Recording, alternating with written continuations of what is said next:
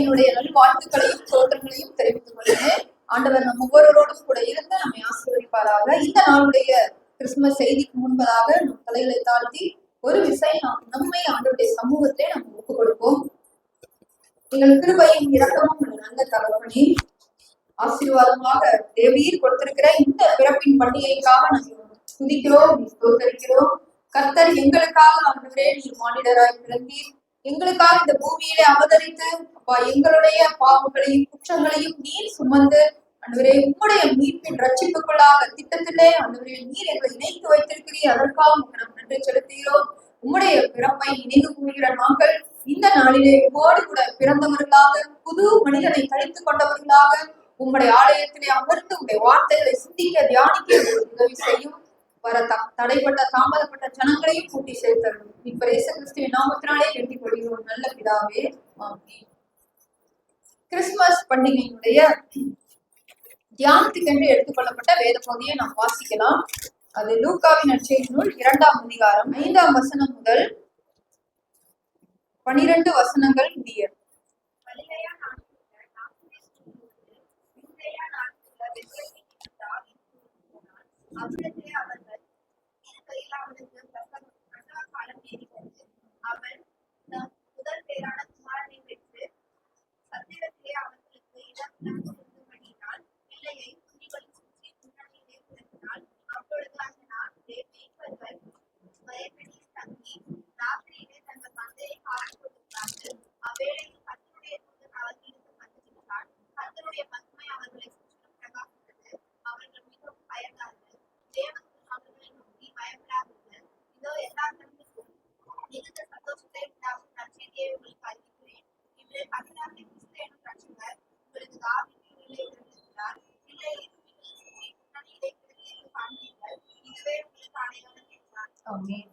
ஆண்டவராய் இயேசு கிறிஸ்து இந்த பூமியில ஒரு சிறு குழந்தையாக ஒரு மனிதனாக பிறந்தத நம்ம நிலைக்கு நம்ம கொண்டாடும் போது கூட நாம ஒரு ப்ரொடெஸ்டன்ட் வியூல இருந்துதான் ஒரு சங்கதியை நம்ம பார்க்கிறோம்.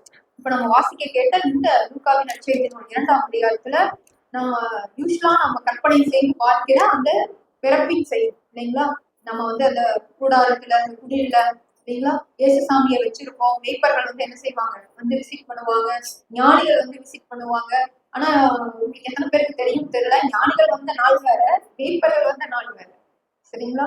மேய்ப்பர்கள் எப்ப வராங்க, இயேசு கிறிஸ்து பிறந்த உடனே அந்த பரம சேனையின் திரள் தோன்றி 13ஆம் வசனத்துல வாசிக்க முடியும். மேய்ப்பர்களுக்கு நற்செய்தி அறிவிக்கப்படுகிறது. மேய்ப்பர்கள் உடனடியாக என்ன பாக்குறாங்க, ஆண்டவராய் இயேசு கிறிஸ்துவ தரிசிக்கிறாங்க. இது நடந்து நிறைய நாட்களுக்கு பிறகு, ஒரு சில வருடங்கள் கூட ஆயிருந்திருக்கலாம். அதன் பிறகுதான் இவர் பிறக்கும் போதுதான் நட்சத்திரம் தோன்றுது இல்லைங்களா. ஆண்டவர் பிறக்கும் போதுதான் வானத்துல ஒரு புதிய நட்சத்திரம் தோன்றுகிறது. அந்த தோன்றுதலை குறித்து அது எந்த திசையில போகுதுங்கிறத பார்த்து கணித்து ஞானிகள் வருவதற்கு கொஞ்சம் கால தாமதமாயிருக்கும். சரிங்களா. இயேசு கிறிஸ்து ஒரு வயசு குழந்தையா கூட அப்படி இருந்திருக்கலாம் ஞானிகள் அவரை சந்திக்கும் போது. அது மாத்திரம் இல்ல, இந்த மாட்டு தொழுவத்துல இயேசு கிறிஸ்துவை சந்தித்தவர்கள் யாரு, மேய்ப்பர்கள். ஆனா நம்ம கற்பனைக்காக நம்ம ஞானிகள் அந்த மாட்டு தொழுவத்துக்குள்ளாக சந்திக்கிறது போல நம்ம வைக்கிறோம். எத்தனை ஞானிகள் வந்தாங்க, சொல்ல மாட்டேங்கிறீங்க. 3 அங்க பதில் இல்ல. சரிங்களா. நாம தான் நினைக்கிறோம். ஏன்னா அவங்க கொடுக்கப்பட்ட காணிக்கைகள் இல்லைங்களா, தூப வர்க்கம், வெள்ளை கோலம், பொன். சோ 3 கொடுத்திருக்கனால 3 பேர் தெளிவா வந்திருப்பாங்க நாமளா நினைத்துக் கொள்கிறோம். அப்ப ஒரு சில ஞானிகள் கூட வந்திருக்கலாம், அது வேதத்துல தெளிவாக கொடுக்கப்படவில்லை. ஆனா இந்த ஞானிகள் வந்திருக்கும் போது நீங்க மத்தேயு நற்செய்தி நூல் 2ஆம் அதிகாரத்தை நீங்க வாசித்தீங்கன்னா உங்களுக்கு தெரியும். அவர்கள் பிள்ளை இருந்து அந்த வீட்டில் வரைக்கும் அந்த நட்சத்திரம் வழிகாட்டியது. அதற்குள்ள என்ன பாக்குறாங்க, வீட்டிற்குள்ளாக நுழைகிறார்கள். அப்ப அவங்க எங்க இல்லைங்க, மாட்டு தொழுவத்துக்கே இல்லை. இது ஒரு சின்ன ஒரு தெளிவு, அவ்வளவு. சரிங்களா. சரி, இந்த ப்ரொடெஸ்டன்ட் வியூல நம்ம கிறிஸ்துமஸ் நம்ம கொண்டாடும் பொழுது நமக்கு எந்த மாதிரியான சிந்தனை இருக்கிறதுன்னு சொன்னா, நம்ம ஜீவாதிபதியை கொண்டாடுகிறோம்.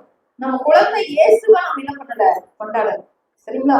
இந்த நாள்ல நம்மளுக்காக யார் பிறந்திருக்கிறா, ஒரு குழந்தை பிறந்திருக்கிறாருன்னு சொல்லி குழந்தை இயேசு நம்ம நம்ம கொண்டாடல. நம்ம எப்படி கொண்டாடுகிறோம், ஜீவாதிபதி. அவர் ஜீவனுக்கெல்லாம் யாருங்க, அதிபதி. உலகத்துல இருக்கிற அத்தனை ஜனங்களுக்கும் ரட்சகர். நேற்றைய தினத்துல கௌதம் ஒரு அழகான ஒரு நோட்டு வச்சிருந்தார். The creator stepped into his own creation. அப்படின்னா படைத்தவரே அந்த படைப்புக்கு உள்ளாக வருகிற ஒரு தினம். சர்வ சிருஷ்டியையும் படைத்தவர், உங்களை என்னையும் படைத்தவர், எல்லா உலகம் கொள்ளாத அத்தனை மலைகள் நீங்க யோசிச்சு பாருங்க, காடுகள், ஏரிகள், எத்தனையோ விஷயங்கள் உலகத்துல நம்மளை ஆச்சரியப்படுத்தக்கூடிய காரியங்கள் இருக்கு. உலகத்தை சுற்றிலும் இருக்கு, பால்வெளி அண்டத்துல இருக்கு. இத்தனையும் படைத்த ஒரு தேவன் ஒரு சின்ன படைப்புக்குள்ளாக தன்னை என்ன பண்ணிக்கிறாரு, சுருக்கி கொள்கிறார்.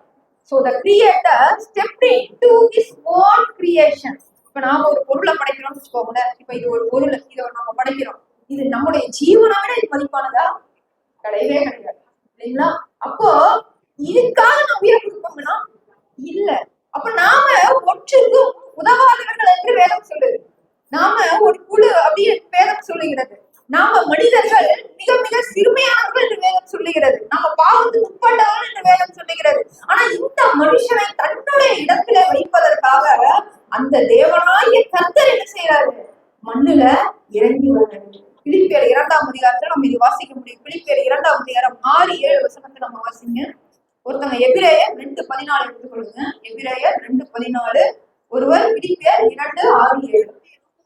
அவர் தேவனுடைய ரூபமாய் இருந்தும் தேவனுக்கு சமமாய் இருப்பதை கொலையாடின பொருளாக எண்ணாமல் தம்மை தாமே வெறுமையாக்கி அடிமையின் ரூபம் எடுத்து மனுஷ சாயல் ஆனார். இயேசு கிறிஸ்து எப்படி குழந்தையாக பிறந்தார்னு சொல்லி வேதம் சொல்லுது. அவர் குழந்தையாக பிறக்கணும்னா அதுக்கு மரியாதையுடைய கர்ப்பம் மாத்திரம் போதுமானது கிடையாது. குறிப்பிட்ட நாளோ ஒரு வருஷமோ வந்துருச்சு, நீ நம்ம குழந்தையா வந்து பிறந்தரலாம் அப்படிங்கிறது கிடையாது. அவர் தன்னை வெறுமையாக்க வேண்டியது இருக்கிறது. அவர் ஒருவரும் காணக்கூடாத ஒளியில் வாசம் பண்ணுகிற மகா பரிசுத்தமுள்ள ஒரு தேவன். அவர் இந்த அடிமையின் ரூபமாகி இந்த மனுஷ சரீரத்தை எடுக்க வேண்டும் என்று சொன்னா அவர் தன்னுடைய தேவன் தன்மையை விட்டு கொடுக்க வேண்டும். சும்மா அவர் இறங்கி வர முடியாது. அவர் என்ன பண்ணணுமா, தன்னைத்தானே வெறுமையாக்கி, எல்லாமே ஒரு இடத்துல இருக்கு, அந்த எல்லாவற்றையும் அவர் இழந்து தன்னை வெறுமையாக்கி தன்னை விட்டு கொடுத்து அவர் என்ன செய்யறாரு, தன்னுடைய மகிமை எல்லாத்தையும் சுருக்கி, யோசிச்சு பாருங்க எவ்வளவு பெரிய காரியம் இருக்கு. தன்னுடைய மகிமை எல்லாம் இழந்து விட்டு கொடுத்து சுருக்கி ஒன்றும் இல்லாதவரை போல சிறியதாக ஒரு உருவமாக அவர் என்ன பண்ண வேண்டியிருந்தது, வழி வர வேண்டியிருந்தது. அந்த பிறப்பை குறித்து வேதம் சொல்லுகிறது, அவர் அடிமையின் ரூபம் எடுத்து மனுஷ சாயலாமா. என்ன அடிமையின் ரூபம்? நாம பாவத்துக்கு அடிமையா இருக்கிறோம். நம்மை மீட்டுக் கொள்வதற்காக இதே போல ஒரு சாயலை அவர் எடுக்க வேண்டியதா இருந்தது. எபிரேயர் 2ஆம் அதிகாரம் 14ஆம் வசனம். பிள்ளைகள்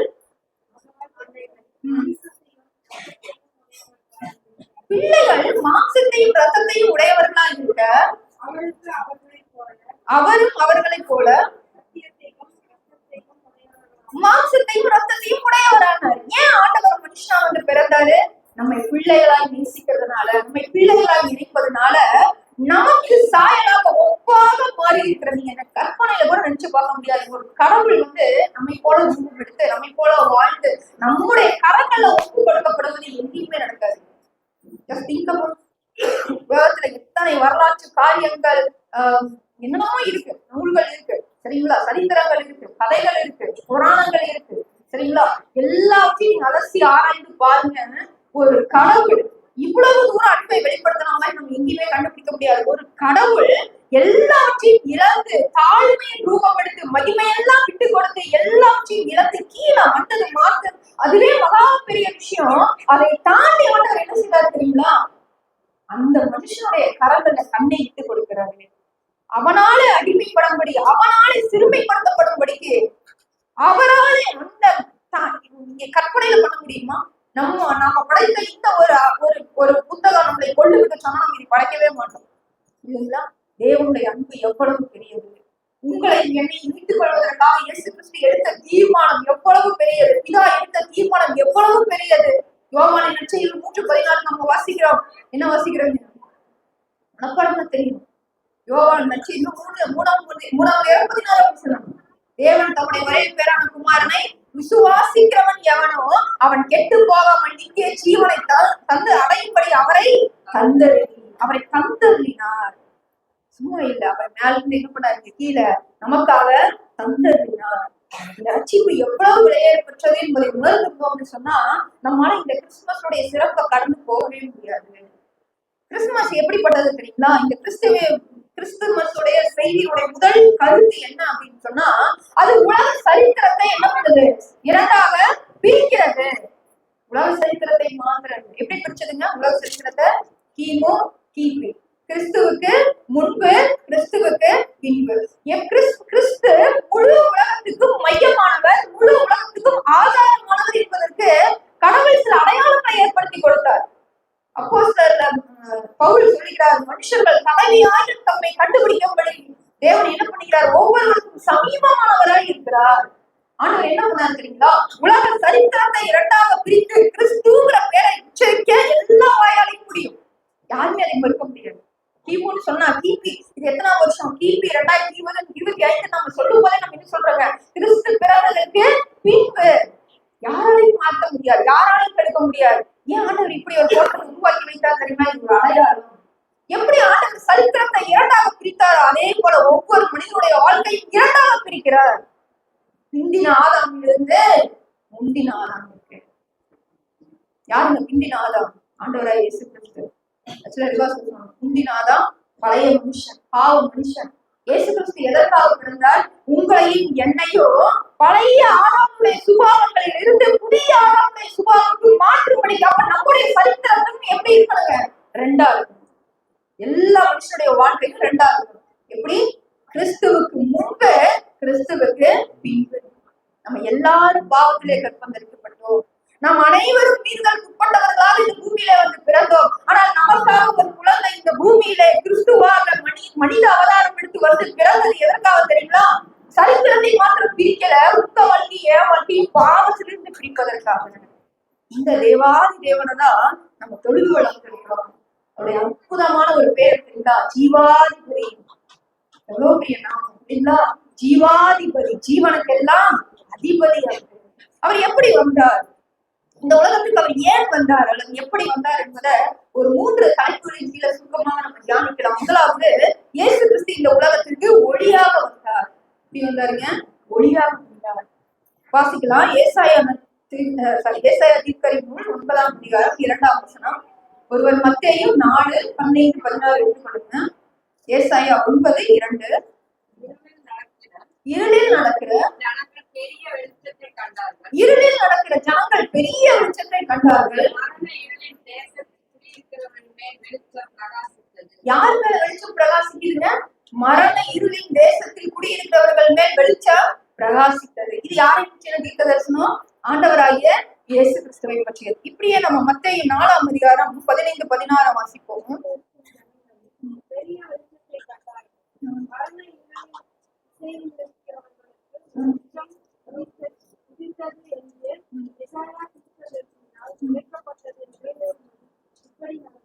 இரண்டாயிரம் வருடங்களுக்கு முன்பதாக ஏசாயா தீர்க்கதரிசி உரைத்தது நடந்து விட்டது. சரிங்களா? ஏசாயா எத்தனை வருஷத்துக்கு முன்னாடி உரைத்தாரு? அதற்கு முன்பதாக கிட்டத்தட்ட 100கணக்கான வருஷங்களுக்கு முன்பாக சொல்றாரு, இருளில் இருக்கிற ஜனங்கள் என்ன செய்யறாங்க? பெரிய வெளிச்சத்தை கண்டார்கள். இந்த வசனத்தை அப்படியே மேற்கோள் காட்டி முதலாவது இயேசுவினுடைய வருகையை குறித்து, அதாவது பிறப்பை குறித்து, முதல் வருகையை குறித்து ஆண்டவர் ஏன் வெளிப்படுத்தி இருக்கிறார் என்று சொன்னா, ஒளிக்கு ஒரு ஸ்பெஷல் இருக்கு. ஒளி, வெளிச்சம் என்பதற்கு ஒரு ஸ்பெஷல். ஆண்டவர் ஒளியாக வந்திருக்கிறார். யோவானின் நற்செய்தி நூல் 1ஆம் அதிகாரம் முதல் 5 வசனங்களை வாசிப்போம். யோவானின் நற்செய்தி நூல் 1ஆம் அதிகாரம் முதல் 5 வசனங்கள. ஆதியிலே வார்த்தை இருந்தது, ஆதியிலே வார்த்தை இருந்தது, அந்த வார்த்தை தேவனிடத்தில் இருந்தது, அந்த வார்த்தையே எப்படி இருக்கு? தேவனா இருந்தது. யாரை குறித்த வசனம் இது? ஆண்டவராகிய இயேசு கிறிஸ்துவை. அவர் எப்படிப்பட்டவர்? வார்த்தையானவர். வார்த்தைங்கிறது ஒரு வடிவம் இல்லைங்களா? இப்ப எழுத்து நம்ம எழுதி வச்சிருக்கோம் இல்லையா? அந்த மாதிரி வார்த்தைங்கிறது ஒரு வடிவம். அதுக்கு ஒரு ஒளி இருக்கு, சத்தம் இருக்கு, அதுக்கு ஒரு எழுத்து வடிவம் இருக்குது. சரிங்களா?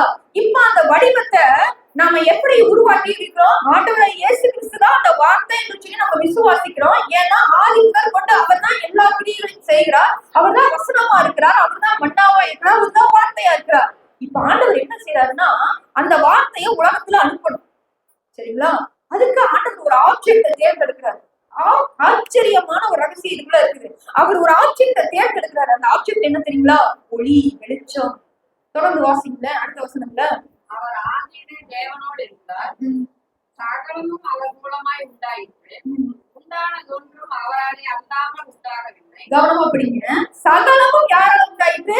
இயேசு கிறிஸ்துவால உண்டாயிற்று. உண்டாயிட்டு, உண்டானது எல்லாமே அவருக்காக, அவருக்குள்ள அவரால்தான் உண்டாயிக்கப்பட்டது. சரிங்களா? அடுத்த வசனத்தை படிங்க.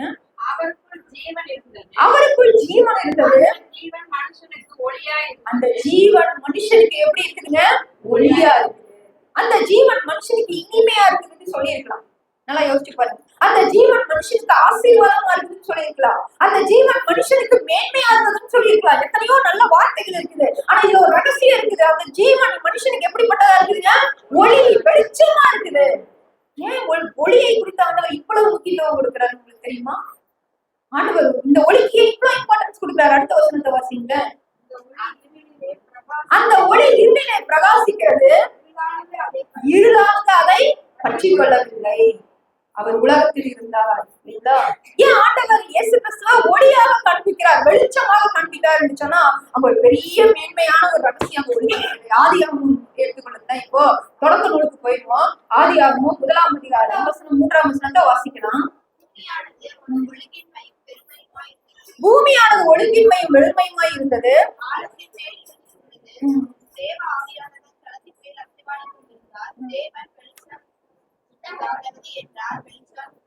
போதும். இப்படி ஒரு கேள்வி கேட்கிறேன். உலகத்துல தேவன் முதலாக படைத்தது என்ன படைப்புங்க? வெளிச்சம். முதல்ல ஆண்டவர் உலகத்துல என்ன படைச்சாரு?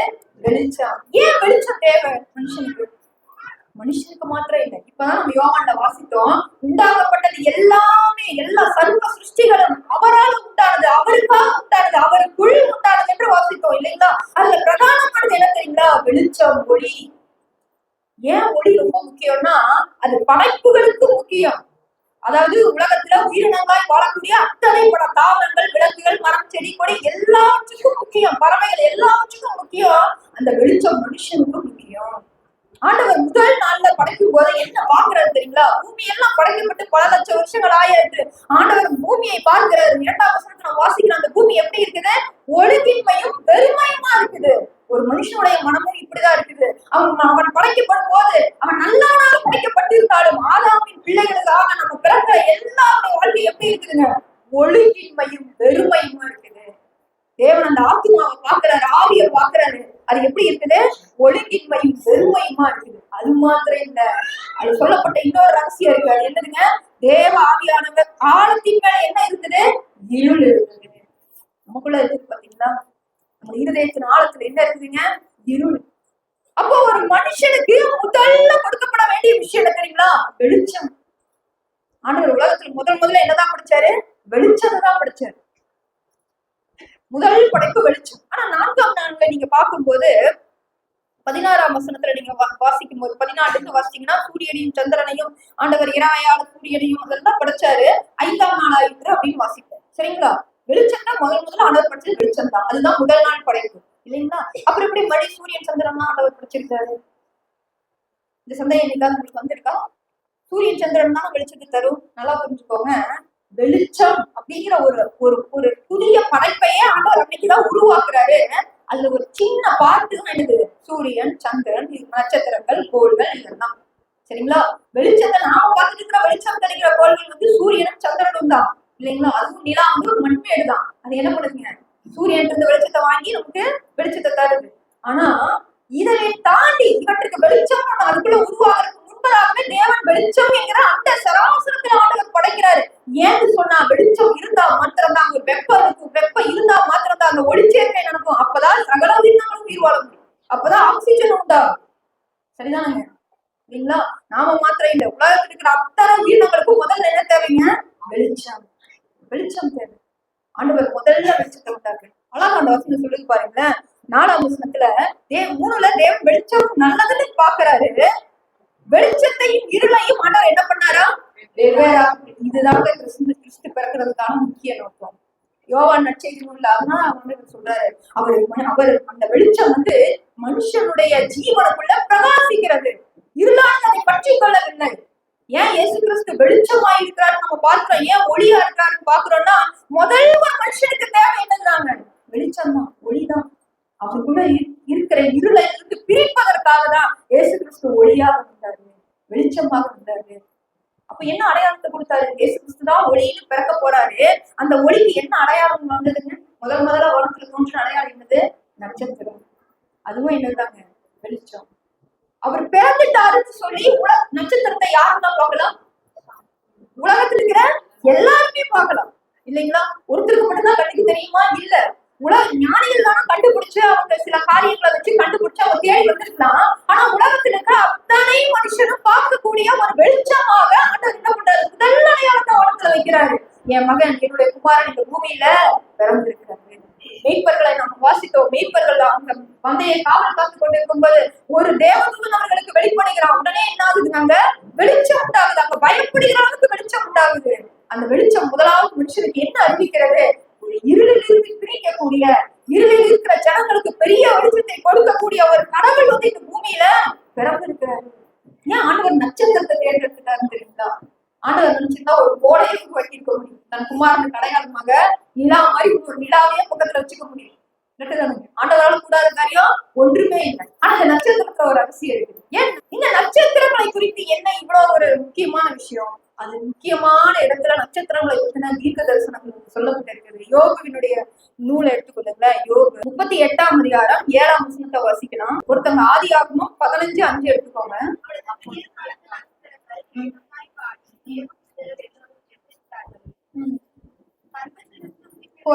இந்த வசனத்தை யார் பேசுறாங்கன்னா நேரடியாக ஆண்டவரே யோகுவினிடத்துல பேசுறாரு. எப்ப பேசுறாருன்னா இந்த பூமி படைக்கப்பட்ட பொழுது ஆண்டவர் கேள்வி கேட்கிறாருங்களா? முன்னாடி வசனங்களை வாசித்து பாருங்களேன். யோகுனுடைய நூல் 38ஆம் அதிகாரம் முதல் வசனங்களுக்கு வாசிச்சு பாத்தீங்கன்னா ஆண்டவர் கர்த்தர் யோகுனிடத்துல கேள்வி கேட்கிறாரு. நான் இந்த பூமியை அஸ்திபாரப்படுத்தும் போது எங்க இருந்த? நம்மள எங்க இருந்தோம்? யாருக்குமே தெரியாது சரிங்களா? யாருக்குமே தெரியாது. ஆச்சரியம் என்ன தெரியுங்களா? 3 தலைமுறைக்கு அப்புறம் நம்ம குடும்பத்திலே யாருக்கு பிறப்பாருன்னே நமக்கு தெரியாது. சரிதானுங்க? இதுக்கு முன்னாடி யாரு பிறந்தாங்க? ஒரு போட்டோ கூட இல்ல. நம்ம முன்னாடி தாத்தா இருக்கிற வரைக்கும் ஓகே. அதுக்கு முன்னாடி யாரு பிறந்தாங்க தெரியாது. 100 வருஷத்துக்கு முன்னாடி யாரு நம்ம குடும்பத்துல பிறந்திருக்காங்க தெரியாது. இனிமே யாரு பிறப்பாங்க தெரியாது. ஆனா சகலத்தையும் மறித்தவர் யாரு? நம்முடைய ஆண்டவராகிய கர்த்தர் இயேசு கிறிஸ்து. அவர் சொல்றாரு, யோகுவை பார்த்து சொல்றாரு, நான் இந்த பூமிக்கு அஸ்திவாரம் போடும் போது நட்சத்திரங்கள் எல்லாம் என்ன பண்ணுச்சான்? எம்பிரித்து மகிழ்ந்துதான். இந்த காட்சியை கற்பனை பண்ணி பாருங்க. நட்சத்திரங்கள் எல்லாம் சந்தோஷப்பட்டு ஆண்டவர் இந்த பூமியை படைக்கும் போது, ஆஹா ஒரு பெரிய பூமி உருவாக போகுது, அங்க மனுஷங்க உயிரினங்கள் வரப்போகுது, என்னை எல்லாரும் பார்ப்பாங்கன்னு சந்தோஷப்பட்டு எம்பிரித்து நட்சத்திரங்கள் மகிழ்ந்துதான். அப்ப நட்சத்திரங்கள் எங்க இருந்தது? படைப்புல இருந்தது. ஆதியாகமம் 15ஆம் அதிகாரம் 5ஆம் வசனத்தை வாசிக்கலாம்.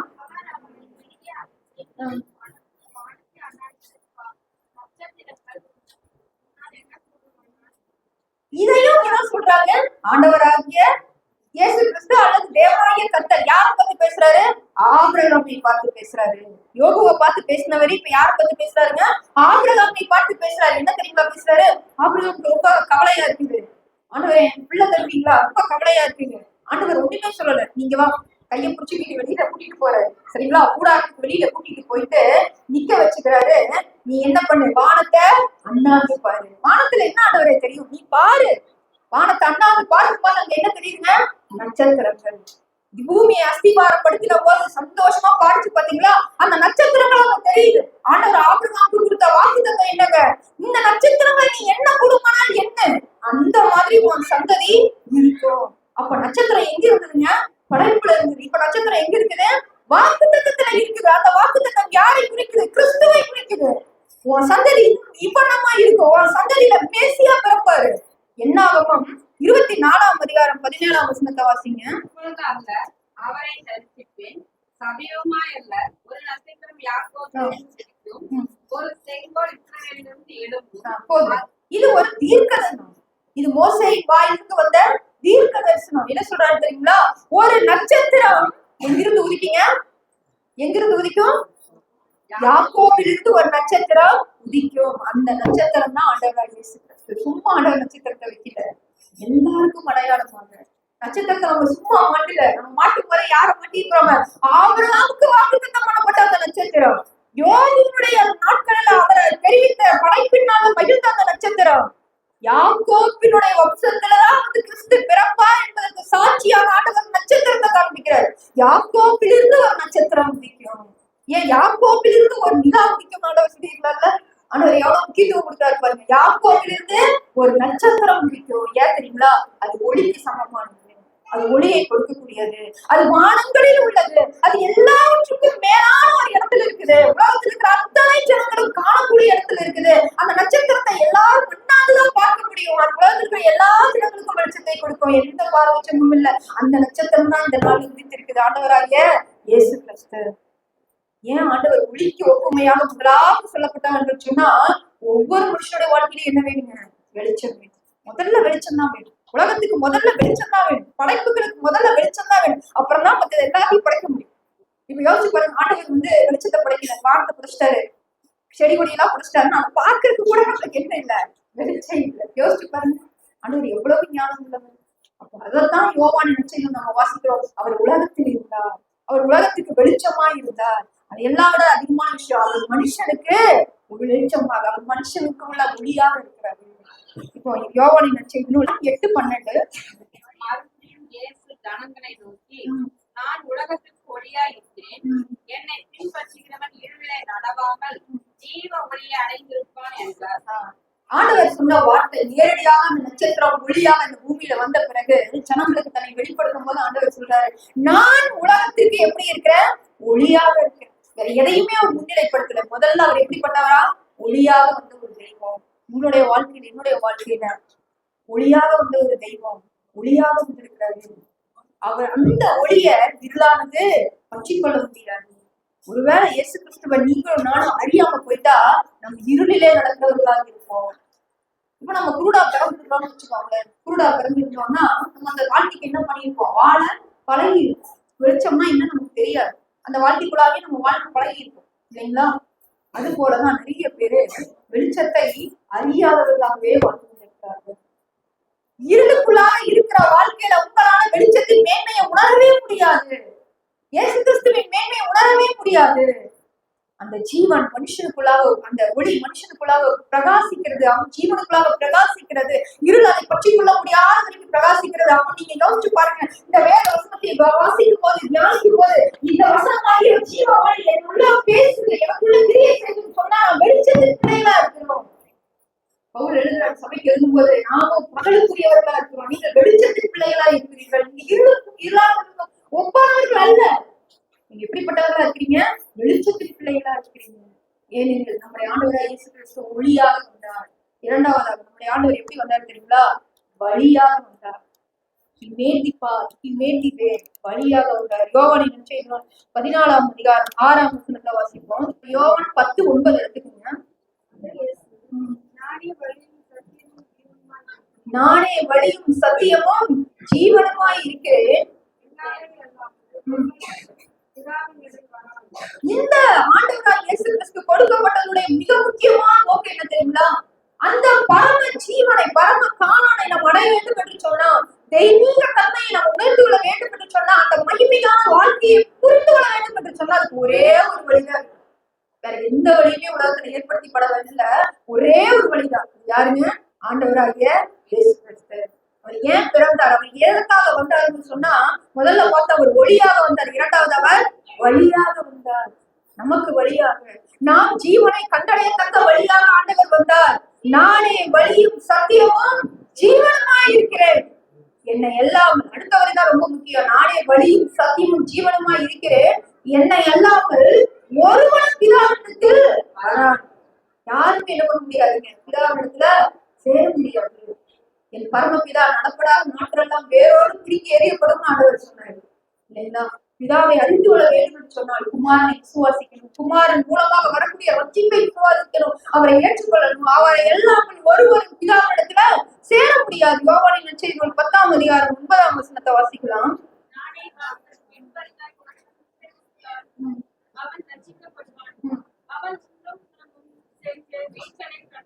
இங்க சொல்றாரு, நான் வழியா இருக்கிறேன்னு சொன்னாரு. நானே வழியும் சத்தியமும் ஜீவனுமா இருக்கிறேன்னு சொன்னவர் இப்ப என்ன சொல்றாருங்க? நானே வாசல்.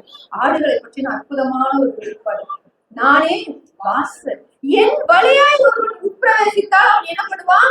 ரட்சிக்கப்படுவான். அவன் உள்ளும் புறமும் சென்று மேய்ச்சலை கண்டடைவான். சங்கீதம் 23 நம்ம தாவீதின் சங்கீதத்துல வாசிப்போம். தாவீது என்ன பாடுவாருங்க? ஆண்டவரே, என்னை பசும்புல்வெளியில நடத்துகிறீர் இல்லைங்களா? அமர்ந்த தண்ணீரில் என்னை கொண்டு போய் சேர்க்கிறீர். நான் மரண இல்லை பள்ளத்தாக்குல நடந்தாலும். யோசிச்சு பாருங்க, ஒரு ஆட்டு நடக்குது, ஒரு ஆட்டுக்குட்டி நடந்து போகுது, ரெண்டு பக்கமும் கருகுப்புன்னு அப்படியே புகையோட ஒரு ஒரு ஒரு புகை இருக்கு. எவ்வளவு பயமா இருக்கும் ஆட்டுக்கு, இல்லைங்களா? அந்த ஆட்டுக்குட்டிக்கு எவ்வளவு பயமா இருக்கும். நீங்க ஆட்டுக்குட்டியா மாதிரி யோசிங்க, எவ்வளவு பயம் இருக்கும்.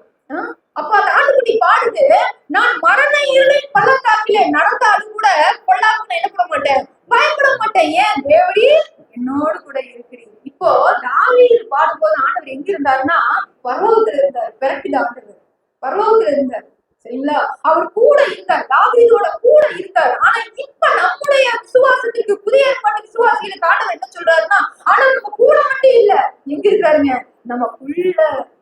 யோவானின் நற்செய்திகள் 17 ஆண்டவர் ஜெபிக்கிறாரு, பிதாவை நோக்கி ஜெபிக்கிறாரு, ஆண்டவரே நீரும் நான் ஒன்றாய் இருப்பது போல இவர்களும் நம்மில் ஒன்றாய் இருக்கும்படி. ஐக்கியம்.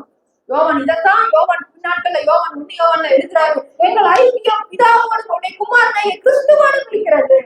நாங்க ஒளியில இருக்கிறோம், எங்களோட ஐக்கியம் எங்க இருக்குதுங்க, பிதாவோட இருக்குது. ஏன்னா அவர்தான் வழியை ஏற்படுத்திட்டு போனது.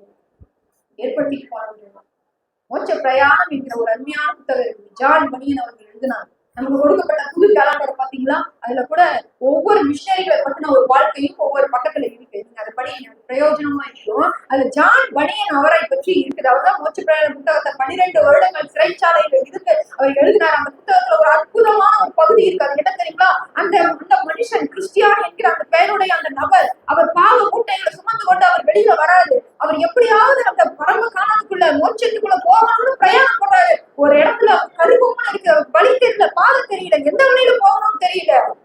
தூரத்துல ஒரு வெளிச்சம் தெரியும், தூரத்துல ஒரு வெளிச்சம் தெரியும். உடனே சந்தோஷப்பட்டவராக, வேற எதையுமே அவர் பார்க்கல. அந்த வெளிச்சம் எங்க இருக்குதோ அதை நோக்கி போறாரு. அதுதாங்க வழி. அவ்வளவு, அதுதான் வழி. வெளிச்சம் எங்க தெரியுதோ அதுதான் வழி. என்ன பண்ணுறது உண்டாகும். தெரியுதுங்களா ஏன் ஒளி ரொம்ப முக்கியம்? ஒளி இருந்தாலும் அடுத்து என்ன உண்டாகுங்க, வழி உண்டாகும். ஒளியை நோக்கிதான் நம்ம பயணப்படணும். ஒளியை நோக்கி நம்ம பயணப்படும் போதுதான் நம்ம பாதையை அமைத்துக் கொள்ள முடியும். நம்முடைய வாழ்க்கையில தேவன் இடைப்படுவதற்கு நம்ம வாய்ப்புகளை கொடுக்க முடியும். ஆண்டவரை மாத்திரம் மிஸ் பண்ணிடக்கூடாது, இந்த வெளிச்சத்தை மாத்திரம் மிஸ் பண்ணிடக்கூடாது. ஆனா இங்க ஒரு தப்பான ஒரு சம்பவம் நடந்தது. மத்தேயு நற்செய்தியில நம்ம வாசிக்கிறோம். மத்தேயு நற்செய்தி 2ஆம் அதிகாரம் முதல் 2 வசனங்களை வாசிங்க.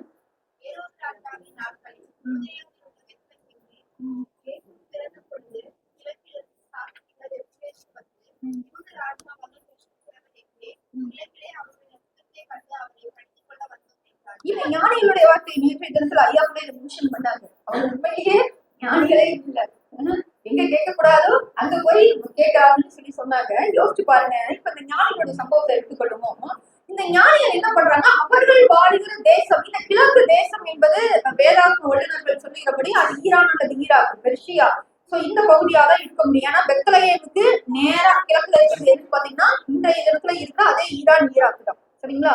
அதாவது ஆப்பிரிக்காவை தான். அதனாலதான் நம்ம ஞானிகள் படத்துல பார்க்கும்போது கொஞ்சம் பிளாக்கா இருக்கிற மாதிரி காட்டுவாங்க, சரிங்களா? ஒயிட் பீப்புள் வராம ஞானிகள் யார் வருவாங்க, பிளாக் பீப்புள் இவங்க தான் வந்திருப்பாங்கன்னு ஒரு ஐதீகம், சரிங்களா? அது இல்லாம அந்த நாட்கள்ல அங்கிருந்த ஞானிகள் சொல்லப்படுகிற அந்த பகுதி மக்கள், ஈரான் ஈராக்ல இருக்கிறவங்க 3 விஷயத்துல வல்லவங்களா இருந்தாங்க. ஒண்ணு ஜோதிடம், ஒண்ணு வானத்தை பத்தின கலை, இன்னொன்னு வந்து மருத்துவம், சரிங்களா? சோ இதுல எல்லாம் வந்து அவங்க ரொம்ப கணிதம், ஜோதிடம், மருத்துவம், இந்த 3ஐயும் அவங்க நல்லா டெக்னிக்கலா அன்னைக்கே கத்து வச்சிருந்ததுனால சோ அவங்கதான் வந்திருக்க முடியும். ஈரான் ஈராக்ல இருந்துதான் வந்திருக்க முடியும். கிழக்கு தேசம் என்பது அதைத்தான் முடிக்கிறதுன்னு ஒரு கருத்து உண்டு, சரிங்களா? இப்போ இந்த ஞானிகள் அவங்க தேசத்துல இருக்கும் போது தூரத்துல பாக்குறாங்க, ஒரு நட்சத்திரம் வருது, ஒரு ஒளி வருது. அந்த ஒளியை பார்த்தோன்னே இவங்களுக்கு என்ன, இன்னும் புதுசா வானத்துல ஒரு நட்சத்திரம் இருக்கு, இதுக்கு என்னமோ மீனிங் இருக்கு. ஏன்னா நாம அதெல்லாம் கண்டுக்க மாட்டோம், இல்லைங்களா? நாம நட்சத்திரத்தை பார்த்தா என்ன பார்ப்போம், அது இந்த பக்கம் போகுதா, இந்த பக்கம் போதா, எவ்வளவுதான் நம்மள 3 புள்ளி இருக்குதா, 4 புள்ளி இருக்கா, இதுதான் நாம பார்ப்போம். அதுதான் அவங்க ஞானிகள், நாம இல்ல. அவங்க என்ன பாக்குறாங்க, இது என்னமோ விஷயம் இருக்குப்பான்னு சொல்லிட்டு அவங்களுடைய ஏடுகளை, புராணங்களை எல்லாத்தையும் புரட்டுறாங்க. ஒரு ராஜா பிறந்தா மாத்திரம்தான் இந்த நட்சத்திரம் தோன்றும் என்பதை கண்டுபிடிக்கிறாங்க. உடனே பயணப்பட ஆரம்பிக்கிறாங்க. நட்சத்திரம் அங்க நிற்கும், அதை வச்சு எப்படி போக முடியும்?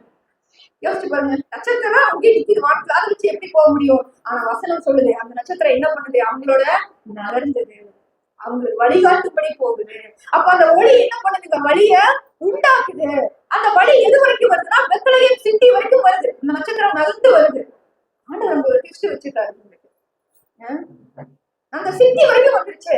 இவங்க வந்ததுக்கு பிறகு என்ன பண்ணணும்னா வெயிட் பண்ணணும். இந்த நட்சத்திரம் நேரா எங்க போகுது பாக்குறதுக்கு என்ன பண்ணிருக்கணும், வெயிட் பண்ணிருக்காங்க. இவங்களா ஒரு கற்பனைக்குள்ள வந்துட்டாங்க.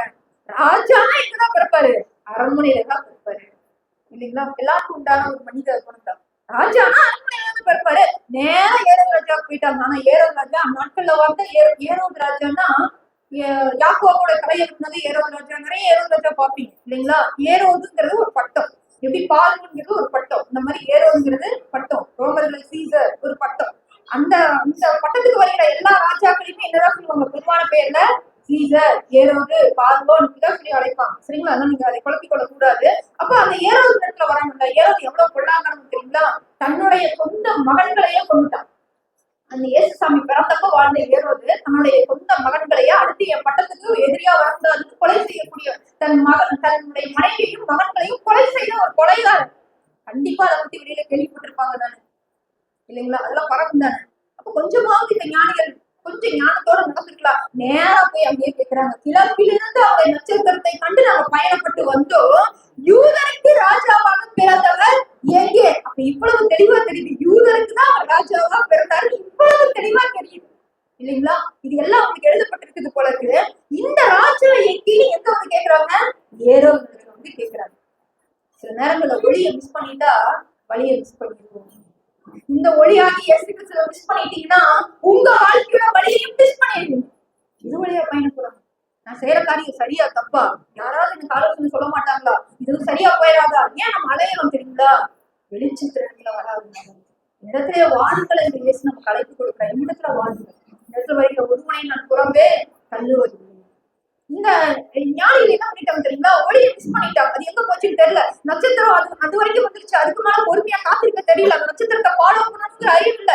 நேரம் ஒரு தவறான வழிக்குள்ள போயிட்டாங்க. ஆரம்பம் நல்லா இருந்தது, ஆனா முடிவு நல்லா இருக்கு. இது என்ன ஆச்சு தெரியுங்களா?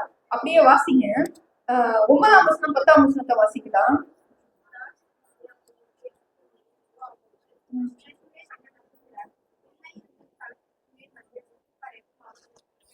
இப்ப அந்த ஞானிகளுக்கு மறுபடியும் அந்த வெளிச்சம் என்ன ஆகுதுங்க? வழிகாட்டுது. எது வரைக்கும்? பிள்ளை இருக்கிற ஸ்தலம் வரைக்கும் மேலே வந்து நின்றது. இப்ப 16ஆம் வசனத்திலிருந்து வாசிப்போம். அப்பொழுது ஏரோது தான் சாஸ்திரியால் வஞ்சிக்கப்பட்டதைக் கண்டு மிகுந்த கோபமடைந்து ஆட்களை அனுப்பி தான் சாஸ்திரியிடத்தில் திட்டமாய் விசாரித்த காலத்தின்படியே பெத்லேஹேமிலும் அதில் சகல எல்லைகளிலும் இருந்த 2 வயதுக்குட்பட்ட எல்லா ஆண் பிள்ளைகளையும் கொலை செய்தார். 18ஆம் எரேமியா தீர்க்கதரிசியினால் உரைக்கப்பட்டது அப்பொழுது நிறைவேறிற்று. இப்ப எனக்கு தெரியுங்களா? இந்த சாஸ்திரிகள் சாதாரணமா செய்த ஒரு தவறு. என்ன பண்ணிட்டாங்க? தவறான ஒரு இடத்துல போய் விசாரிச்சுட்டாங்க. சாதாரணமா செய்த ஒரு தவறு எங்க வந்து நிக்குது? ஏரோதுடைய கோபத்துக்கு ஆளாகுது. ஏரோது 2 வயதுக்குட்பட்ட எல்லா குழந்தைகளையும் என்ன பண்றான்? ஆண் பிள்ளைகளை எல்லாம் கொலை செய்யறான். அப்ப இவ்வளவு பெரிய ஒரு அழிவு எருசலேம் நகரத்துக்குள்ள வருவதற்கு யார் காரணம் போயிட்டாங்க? ஞானிகள். அவங்களதான் நம்ம ஒவ்வொரு வருஷமும் கொண்டாடிட்டு அவங்க கையில கிஃப்ட கொடுத்து அவங்கள வர வச்சு யோசிச்சு பாருங்க. ஆனா அதுக்காக அவங்கள பிளேம் பண்ண முடியாது. எரேமியா தீர்க்கதரிசியினால் உரைக்கப்பட்டது நிறைவேறும்படி இதெல்லாம் நடந்தது. எரேமியா எதுக்கு இதெல்லாம் உரைக்கிறது? கம்பெனி இருக்காருல்ல, சில குழந்தைக்கு சாகணும்னு தீர்க்கதரிசனம்ல சொல்லணும். நீங்க என்னைக்காவது யோசிச்சிருக்கீங்களா? இயேசு பிறந்தது சந்தோஷம் தான். ஆனா இயேசுவோடு அந்த சமகாலத்துல வாழ வேண்டிய அத்தனை ஆண் பிள்ளைகள் என்ன ஆயிடுச்சுங்க? அந்த நாட்கள்ல கொல்லப்பட்டிருக்கு.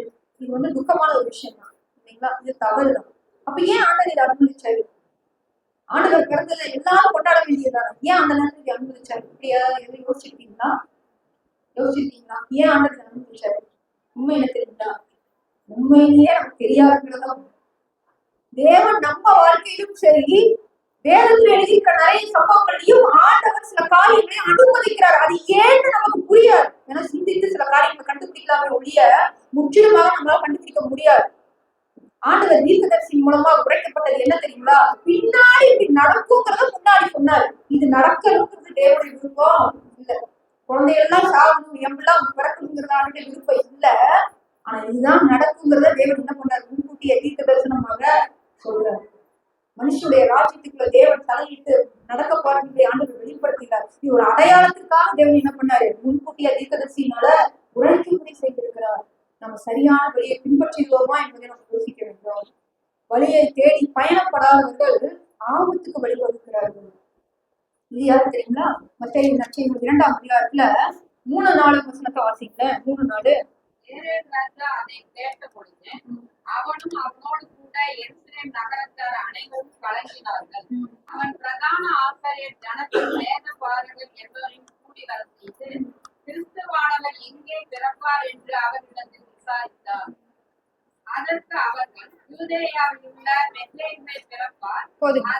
இப்போ நாம இங்க வாசிக்கிறோம், ஏரோதும் அவனோடு கூட எருசலேம் நகரத்தார் யாவரும் இயேசு பிறந்ததை நினைச்சு சந்தோஷப்பட்டார்கள். அப்படியா?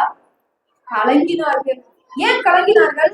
அவங்க பாக்குறது எல்லாம் அரசியல் சம்பந்தமான ஒரு ராஜா, அரசியல் செய்ய வந்த ஒரு ராஜாவை அவர்கள் எதிர்பார்த்ததுனால இந்த ராஜா வந்தா தன்னுடைய ராஜ்யத்துக்கு பட்டத்துக்கு ஆபத்து வருமோன்னு சொல்லி ஏரோது பயப்படுறான். கூட இருக்கிற எல்லாரும் கலங்கினார்கள்னு வாசிக்கிறோம். ஏரோது அதோட நிக்கல. என்ன பண்ணாருங்க? பிரதான ஆசாரியர்களையும் வேத பாரர்கள் ஒருத்தங்க 2 பேருக்கு கூப்பிட்டாரா? இல்ல. அங்க என்ன வசனம் வாசிக்கோங்க, எல்லாரையும் வாசிச்சு பாருங்க. அவன் பிரதான ஆசாரியர் ஜனத்தின் வேத பாரகர் எல்லாரையும் கூடி வர செய்யும். ஒரு ராஜா கட்டளையிட்டா எல்லாரும் என்னதான் பண்ணணும்? வந்துதான். சரிங்களா? இந்த ஏரோது ஒரு நாள்ல முளைச்சு வரல. இவர் யாரு தெரியுமா? இவர் ஒரு யூதண்டா. உங்களுக்கு தெரியுமா? ஏரோது ஒரு இஸ்ரவேலண்டா, ஒரு யூதண்டா. அவன் ஏதோ புறையினத்தவனெல்லாம் கிடையாது. சரிங்களா? தாவீது ராஜா முதற்கொண்டு சாலமோன் ராஜா முதற்கொண்டு எல்லா ராஜாக்களுடைய நாட்களிலும் பிரதான ஆசிரியர்கள் வேதபாரர்கள் வேதத்தை கற்றுக் கொடுக்க இருக்கிறார்கள். அவங்க எல்லாம் ராஜாவை சரியான பாதையில நடத்தினாங்க அல்லது நடத்துவதற்கு முயற்சி செஞ்சாங்க. இந்த ஏரோது ராஜா மோசமானவன். இவன் கூட்டி கேட்கிறான், இந்த மாதிரி ஞானிகள் வந்து கேட்கிறாங்க, நட்சத்திரத்தை பார்த்து வந்தவன்னு சொல்றாங்களே, அந்த நட்சத்திரம் எங்க உரிச்சது, எப்ப மேசியா பிறப்பாரு, தெளிவா கேட்கிறான். அவங்களும் தெளிவான பதில் சொல்றாங்க. இதோ யூதாவில பெத்லகேம்ல வந்து பிறப்பாருன்னு சொல்றாங்க. சொன்ன இந்த வேதபாரகம் பிரதான ஆசாரி என்ன பண்ணணும்? என்ன பண்ணிருக்காங்க? ஞானிகளோட போய் அந்த குழந்தையை தரிசிக்கணுமா இல்லையா? யோசிச்சு பாருங்க. அந்த ராஜாவுக்கு புத்தி சொல்லணுமா இல்லையா? மேசியா வந்து பிறக்கிறாரு, சாதாரண விஷயம் இல்ல. இது மேசியா வந்து பிறக்கிறார் ராஜா. நீங்க என்ன பண்ணணும்? வாங்க எல்லாருமே அந்த ராஜாவை படித்து கொள்ளணும். அந்த குழந்தையை கண்டுபிடிச்சு நமக்கு வணங்கணுங்கிறதுக்காக அல்லவா கூப்பிட்டு இருக்கணும். ஆனா அந்த பிரதான ஆசிரியர்கள் வேத பார்த்து அங்க கண்டுக்கவே தெரியுதுங்களா? ரொம்ப சைலண்டா அந்த விஷயத்தை விட்டுட்டாங்க. இவங்க அந்த ராஜாவை எச்சரிக்காம போன தப்புதான் குழந்தை அத்தனை பேர் என்ன பண்றாங்க? கொல்லப்படுறாங்க. மனுஷனுடைய மதி யோசிச்சு பாருங்க. யாரு வழிய சரியா ஃபாலோ பண்ணாதவங்க தப்பு பண்ணனா பெரிய அழிவு கொடுத்தாங்க. பெரிய அழிவு கொடுத்தாங்க. இயேசு கிறிஸ்து ஒளியாக வந்தார். 2வதாக வழியாக வந்தார். 3வதாக ஒரு வசனத்தை வாசித்து முடிச்சலாம். 3வதாக அவர் வாழ்வாக வந்தார். எப்படி வந்தாருங்க? வாழ்வழிக்க வாழ்வாக வந்தார். யோவானின் நற்செய்தி 14ஆம் அதிகாரம் 19ஆம் வசனத்தை வாசிக்கலாம்.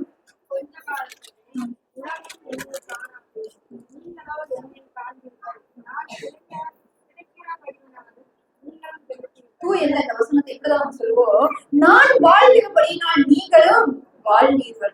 எழுதி போட்டிருப்போம். நான் வாழ்கிறேன், நீங்களும் வாழ்வீர்கள். நான் இருக்கேன். ஆனா நம்மளை தனியா விடுங்க.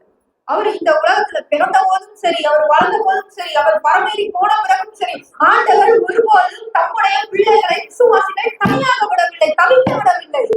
அவர் என்ன வாக்களிக்கிறார்? நான் வாழ்கிறது போல. அவர் எப்ப வாழ்வாருங்க? சதா கலங்கோடு இருக்கிறவர்.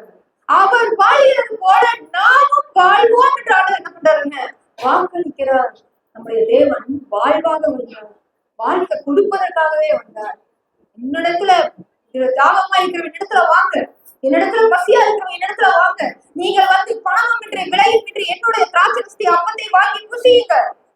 நான் உங்களுடைய சரீரத்துக்குள்ளாக வாழ்ந்து இந்த மண்ணாவாக நான் வாழ்ந்து உங்களை என்னோடு கூட வாழ்வதற்கு நான் வந்திருக்கிறேன்னு சொல்லி அழைப்பதற்காக இயேசு கிறிஸ்து இந்த பூமியில வந்து பிறந்தார்.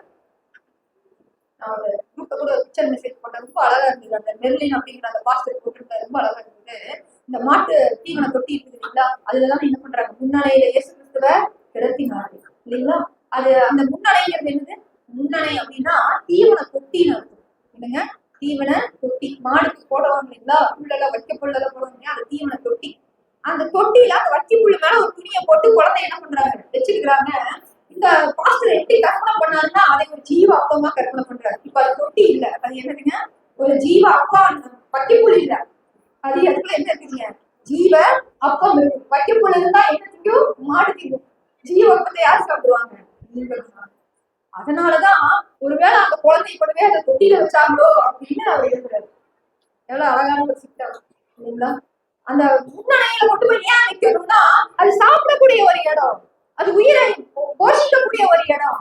உங்களை என்னையும் போஷிப்பதற்காக இயேசு கிறிஸ்து வாழ்வதும் அப்பமாக, நமக்காக வாழ்க்கையை ஏற்படுத்தி கொடுக்கக்கூடிய ஒரு அப்பமாக வந்து பிறக்கிறாரு.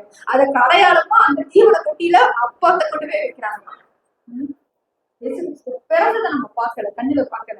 அவர் வாழ்ந்ததை கண்ணுல பார்க்கல. அவர் மரித்ததையோ பரமையை போனதையோ கண்ணுல பார்க்கல. ஆனா ஒவ்வொரு நிமிஷமும் இந்த வெளிச்சத்தை நம்மளால என்ன பண்ண முடியும், உணர முடியும். அதனாலதான் ஆண்டவர் நம்மளை எப்படி பார்த்து சொன்னாரு தெரியுங்களா, நீங்க இந்த உலகத்திற்கு வெளிச்சமா இருக்கு. இயேசு இடத்திலிருந்து வெளிச்சத்தை வாங்கி அப்படி பிரதிபலிப்போம். எப்படி நிலா ஒரு மண்பேடு, அற்புதமான உதாரணம் நிலாவும் சூரியனும் தான் பாருங்க. சந்திரன் வந்து ஒரு மண்பேடு, தூரத்துல இருந்து பார்த்தா எப்படி இருக்குங்க, அழகா கிட்ட போய் டெலஸ்கோப்ல ரொம்ப கிட்ட போய் பார்த்தா அதுல என்ன இருக்குங்க, மண்ணுதான் இருக்கு, ஒண்ணுமே இல்லை. அது வெளிச்சம் தரக்கூடிய எந்த ஒரு ஆப்ஜெக்டும் அது கூட கிடையாது. அது வெறும் மண்பேடு. நாமளும் அப்படிதான், தூரத்துக்கு பார்க்க செம்மையா தெரியும்.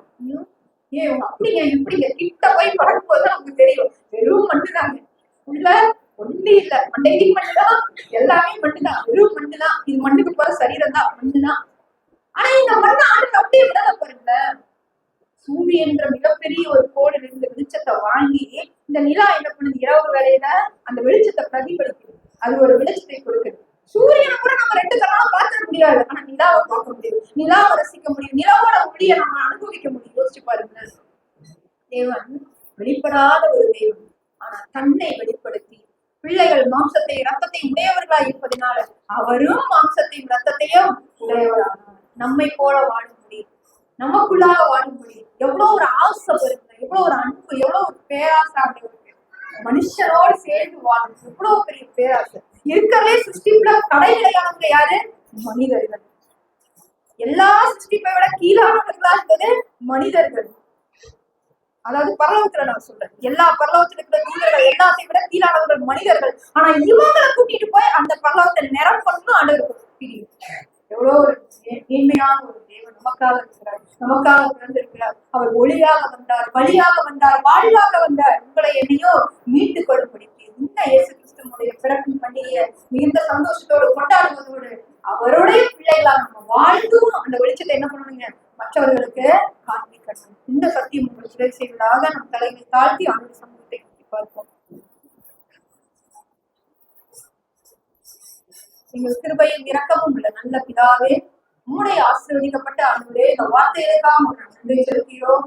ஆமாண்டது நீயாகவே இந்த பூமியில அப்பா இருளில் இருக்கிற ஜனங்கள் வெளிச்சத்தை காணும்படியாக நீர் வெளிச்சமாக ஒளியாக வந்திருக்கிறார். ஒளி எங்களுடைய வாழ்க்கையில் பிரகாசிக்கட்டும், எங்களுடைய திருச்சபை மக்களுடைய வாழ்விலும் பிரகாசிக்கட்டும் சுவாமி.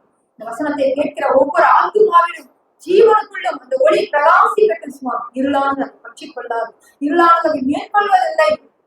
ஆண்டவரே, இந்த வார்த்தையின்படியே நாங்கள் ஆண்டவரே இந்த நாளில் துதிக்கிறோம், ஸ்தோத்திரிக்கிறோம். ஒரு மேலான கிருபையை நாங்கள் பெற்றுக்கொண்டவர்களாக உமக்கு வெளிச்சமாய் மனிதர்களுக்கு முன்பதாக பிரகாசிப்பதற்கு ஆண்டவரே நீர் எங்களை ஆசீர்வதிக்க வேண்டுமா நாங்கள் ஜெபிக்கிறோம். அப்பா, நீர் எங்களுக்கு வழியா இருந்தது போல அநேக கிறிஸ்தவர்களிடத்துல வருகிறதுக்கு நாங்கள் வழியாக இருக்க எங்களுக்கு உதவி செய்யும். வாழ்வழிக்கிற பாத்திரமாய் நீர் இருந்தது போலவே அநேகருக்கு நாங்கள் வாழ்வழிக்கிறவர்களாக, கிறிஸ்துவின் வாழ்வுகளாக அரவணைக்கிறவர்களாக எங்களை அப்பா நீங்க உருவாக்குங்க சுவாமி. உங்களுடைய பரிசுத்த கிருபை எங்களை தொடர்ந்து சுவாமி எங்கள் ஒவ்வொருவருமே இருக்கலாம். இந்த நாமத்திற்கு எல்லா புதிகளும் இனிமையை தருகிறோம். இப்ப இயேசு கிறிஸ்துவின் நாமத்தினால வேண்டிக் கொள்கிறோம் நல்ல பிதாவே, ஆமென்.